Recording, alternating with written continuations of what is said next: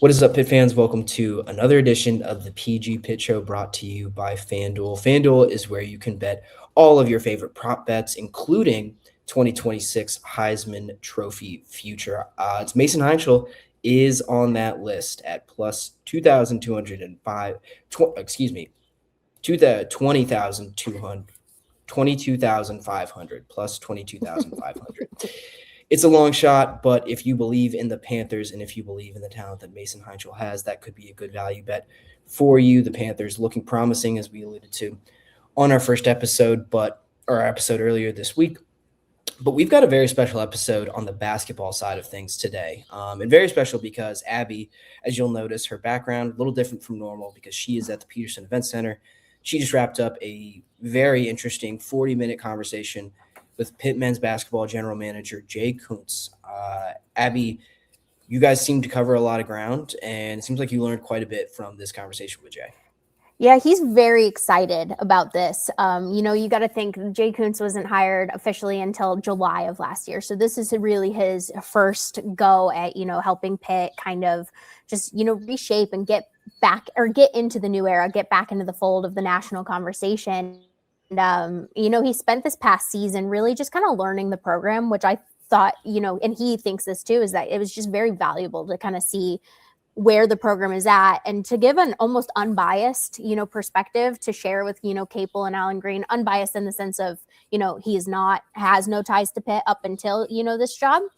So what I think one of the biggest things that he talked about was it's all about, a new brand of Pitt men's basketball. And that doesn't mean like, we're sure or anything, but a new brand in the sense of Pitt, simply put, Pitt men's basketball has been behind the eight ball when it came to this new college sports landscape.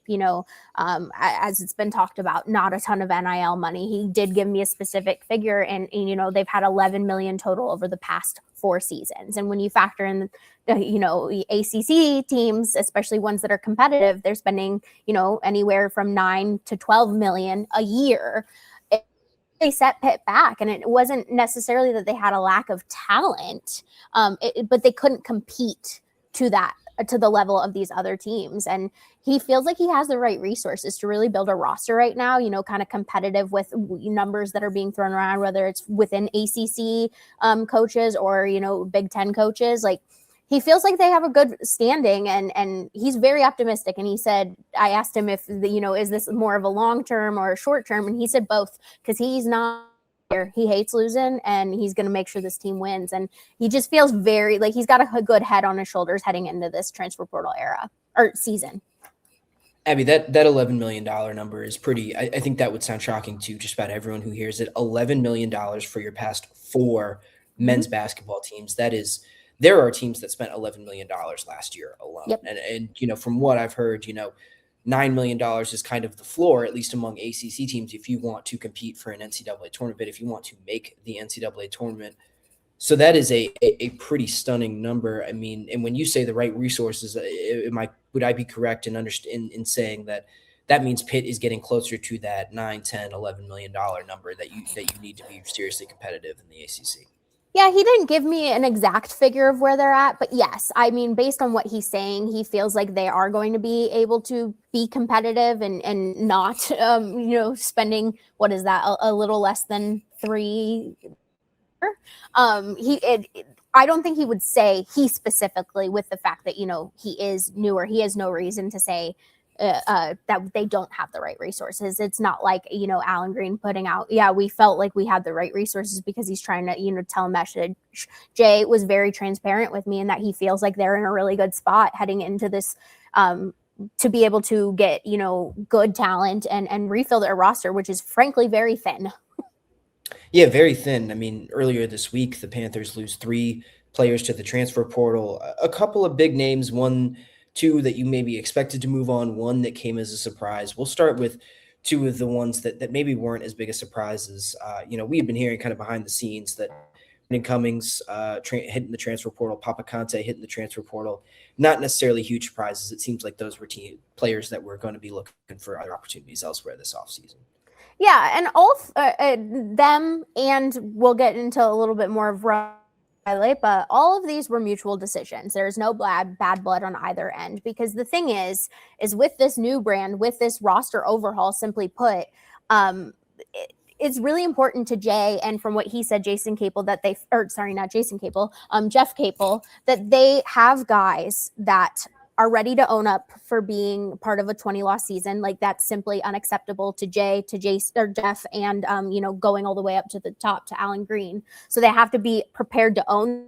And he wants guys who are 2 feet in, fully committed to, not just this team, but this program and the growth of this program as they enter this new chapter. And so, whether it was personal decisions or via money or just outside factors, which he didn't really specify on, it's interesting when you consider that those 3 have left and you're still kind of like, we haven't heard about any of the other returners, because he said, we offered everyone fair value. And so of deciding to really understand where this roster is heading into April 7th when the portal opens. Yeah, that reminds me of something Jeff Capel said, after his first 4 years, when they have those 220-win seasons. This was kind of in the middle of that kind of portion of Jeff Capel's tenure, where he said, we have been able to recruit guys who do not feel like they are doing us a favor by committing here, right? Mm-hmm. Like they see the value for themselves in Pitt. They have a sense of humility about who they are. They do not look down on Pitt as a program and see it as kind of a stepping stone. I think that's really huge.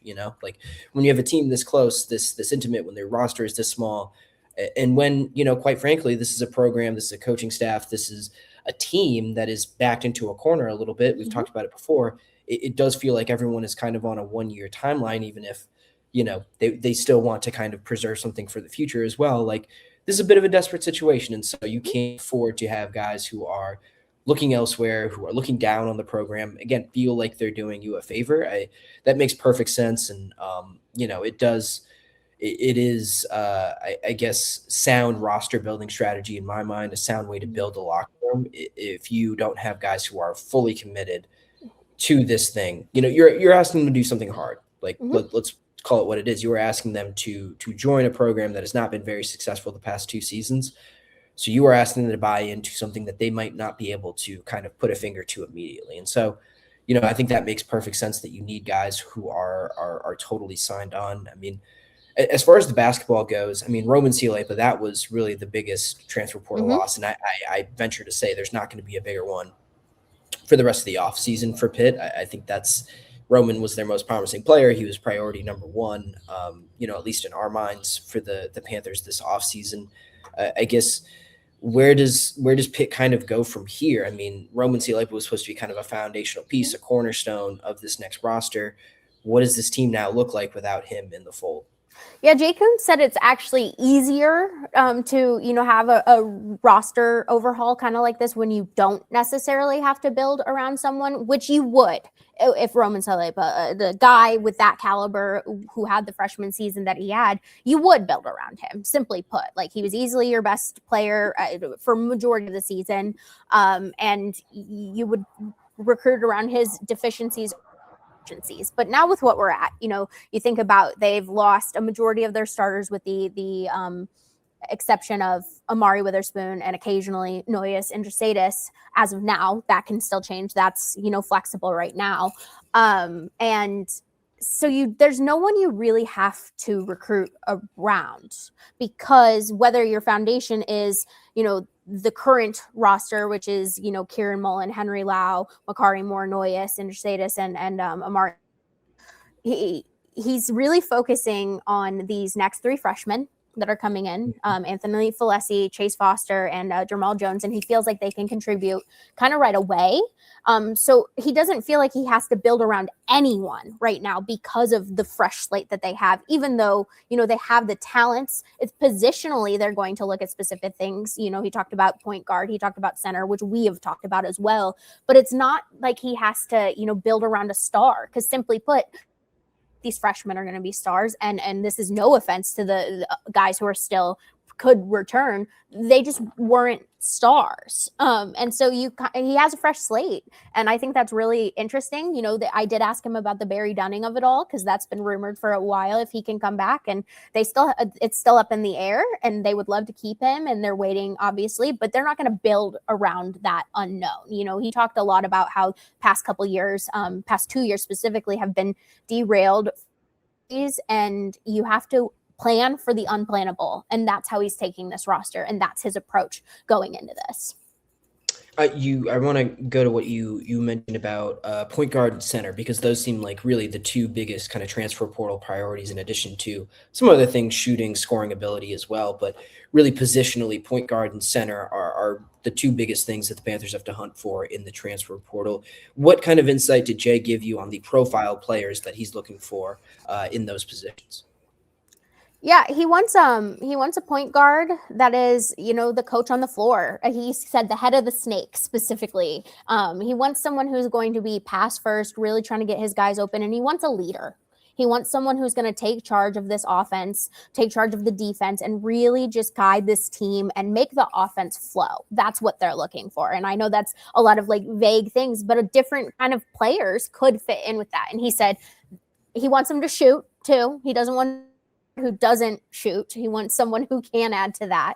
But yeah, he wants a pass first, and he expects this guy to kind of be the leader of the team, paired with the center, who he said he wants to, be the leader with the point guard. And he wants someone who's just very tenacious, who's going to make opposing teams, when they come into the Peterson Event Center, he's going to make their lives hell.